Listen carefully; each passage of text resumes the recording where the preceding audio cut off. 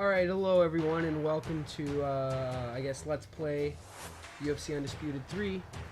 This is LV09X, and I'm here with OzMan182. And, yeah, we're gonna do a little guest commentating today. Playing some UFC 3, like I said, standard stuff, expert mode, Pride middleweight. Haven't done any Pride gameplay, so I figured this would be a pretty cool way to start. Who should I play as? With everyone, Pride guy or UFC guy for one? Pride. How about, isn't Dan Henderson, wasn't he in Pride? Yes, he was. Try him. He might only be available in Pride. Well, nope, there he is. I wasn't sure. There we go. Okay, we're doing Dan Henderson versus? Go down on the list. Rampage, fuck it. I have a little bit of trouble with Rampage. He's a hard hitter. That seems like that'd be a good fight. Have they ever had him before? Yeah, actually,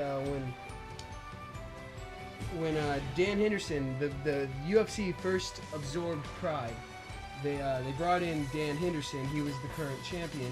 Oh, and he did the Unifa thing. Yeah, they did the unification. Rampage won, okay. which everybody forgets about. That means that Rampage was undisputedly the greatest fighter in the world at one point in his career. He had beaten Chuck Liddell. Then the Pride guy comes in. How long did that last, though? No, not long, because Forrest Griffin came in and leg kicked his way into a championship. It is kind of a weird way how some people think about it like that, leg kicking his way to the victory. But it really was. That's how he wore his legs down, so he had bad movement, and he had better cardio and won a 5-round decision. Speaking of MMA, I was looking at a highlight today when I was on break at work. Freaking Fedor, man! I'm looking at the people he fought. The stuff that he did, I'm like, oh my god! And you think about it, every fighter, you're like, I'm pretty sure they were a little bit scared. Oh yeah, in the ring with Fedor. That was a big deal about it. It don't matter how professional of a fighter you are. You look at somebody like Fedor. Yeah, you're gonna be a little scared. You're gonna be scared. And I was online arguing with someone that they were arguing that Cain Velasquez was the greatest fighter or the greatest heavyweight of all time. Who have Cain Velasquez ever knocked out? I mean, for him, I'm not saying knockout power is everything, but for him to even be ranked as the greatest, better than Fedor, he could at least knock out somebody. I don't know. I don't agree with it all. I think that he is arguably the best UFC heavyweight there's ever been, but we still got Randy Couture to compare to that too. All I'm saying is that Fedor, I'm pretty sure he could knock out Junior Santos. Cain Velasquez seems like he can't do that. No. Last night, no matter how bad he beat him. Last night was not a knockout. That was always got me the clinch. That's a weird thing for Rampage to do, put people in clinches. Well, this goes. They try to make him slam a lot because it's Pride Rampage, so he gets in the clinch black, and he tries to slam. Most black Curtis, they don't know you're black yet. You might come off as racist. I'm pretty sure these people could tell by my voice. So we are racist. Yeah, I'm a black guy being racist. H-bomb, bam, hit you with it. Gotcha. Who do you think has more of a knockout power out of these two right here? Dan Henderson, I think. Well, that's true. Dropping the H-bomb, yeah. He did knock out Fedor. That is something to say right there. That's true. He did knock out Fedor. Fedor. That is true. It's like saying who's got the better submissions, this guy or Fabricio Verdum. Fabricio Verdum did submit Fedor, you know. That's something I'm thinking. What kind of a cardio do Rampage have? Decent. Decent enough? Yeah, but he's not very disciplined. So he's bad about eating the wrong things. And, smoking. Like how we've been talking about how they say that smoking cigarettes are bad for you, but yet he's been smoking cigarettes throughout his whole career. And he's been a freaking champion. I'm spamming shit on him now. Like, when does... I know I've seen him do it, but like... When has he done spinning back? Like he never does that. I look at this at some of these fighters, and I like, especially Mark Hunt. The only time I saw him did a freaking spinning backwards in one of his recent fights. I think he tried out Junior Santos. Yeah, it's something he just pulls out every now and then. Like, you never see that before.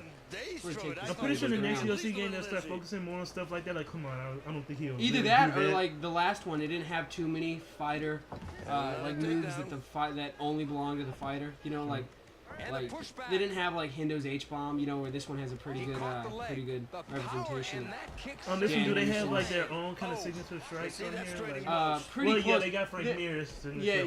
And he shares that with a couple of fighters. I think he shares it. I think Rich Franklin has that, but it. Do they have the submission on here? What do they call it? The front crank or something like that?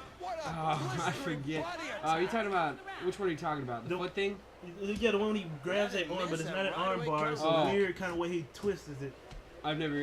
Is that a real thing?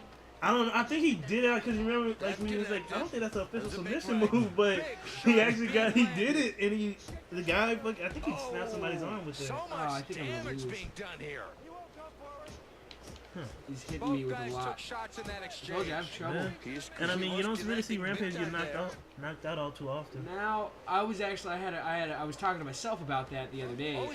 Last time I played UFC, I was thinking like Rampage isn't a guy that gets knocked out a lot, and I thought Vanderlei knocked him out twice. Yeah, you know, like, and I forgot about that. I was like, oh yeah, you know, that was like one of the biggest. Speaking of Vanderlei getting knocked out. By Rampage. Yeah. Chris Lieben. Which one you said probably did the jaw? The one that really got his jaw to be a glass jaw? I think it was Rampage's the one I was talking about. And how like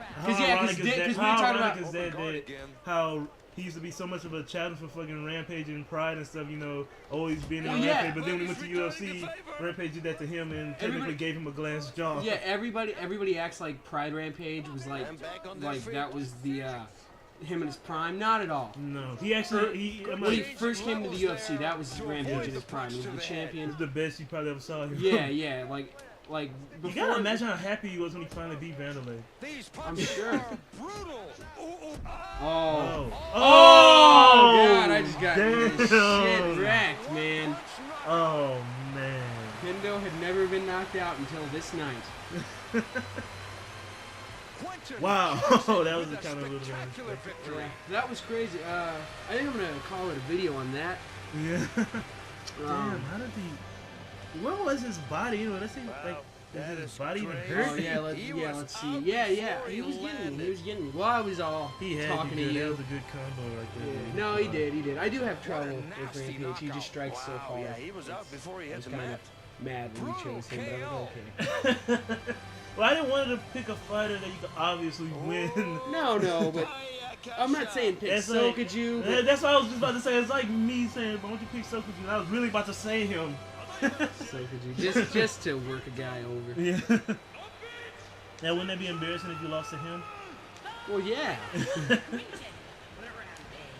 It's just embarrassing that I just got knocked out as Dan Henderson, a 40-fucking-8 million year old who's never been knocked out. Well, shit happens. Wow. Let's see how this plays out. I had him pretty good. You had him pretty good. He just had you a little bit worse. Yeah. Well, it's because he was landing better combos than me. But yeah, that'll do it for this this first installment of guest commentary with OzMan182. All right, guys. See you next time. This is LV09X signing off.